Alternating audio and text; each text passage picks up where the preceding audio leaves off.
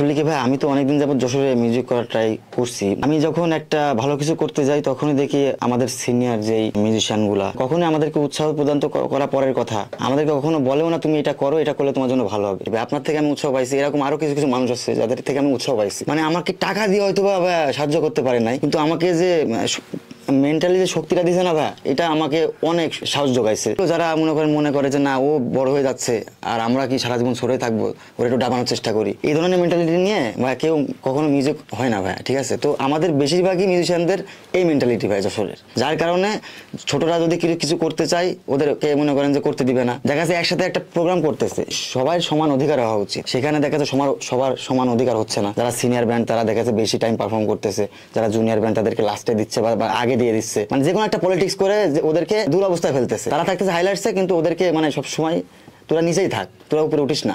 এমন জায়গায় শো হয়েছে যেখানে দেখা যাচ্ছে কমার্শিয়াল সেট আপ গেছে আমাদের সিনিয়রই, আর ওখানে ওই একই শোতে আমাদেরও ইনভাইট করছে, আমাদের আগে উঠাই দিছে। দেওয়ার পরে আমরা কমফোর্টলি দেখা যাচ্ছে 3 থেকে 4টা গান ওইভাবে গাইতে পারতেছি না, তার ভিতরে মনে করেন যে ওরা প্যারা দেওয়া শুরু করছে যে ওদের ফিমেল সিঙ্গার আছে, এই আছে তা আছে, হ্যান তেনা বিজাবি, এরা গান করবে, হ্যাঁ এদের গান শুনতে হবে। কিন্তু অথচ দর্শক কিন্তু আমাদের গান শুনে আমাদেরই চাচ্ছে, সামনের কিছু দর্শক আছে। টোটাল যে শোটা অ্যারেঞ্জ করছে যারা পোলাপান্না সবাই একসাথে দিয়ে সিনিয়রদের নিয়ে, তো ওরা কিন্তু না ঠিক আছে হবে, কিন্তু না রাখতে হবে ওদের ডিমান্ড যে না আমাদের যদি এখন গান করতে না দাও তাহলে আমরা অন্য শোতে চলে যাবো বা এরকম কিছু, এরকম ডিমান্ড দেখায়। ওরাই মনে করে আমাকে নামাই দিয়ে ওরা পারফর্ম করছে, কিন্তু ওদের শো ফ্লপ।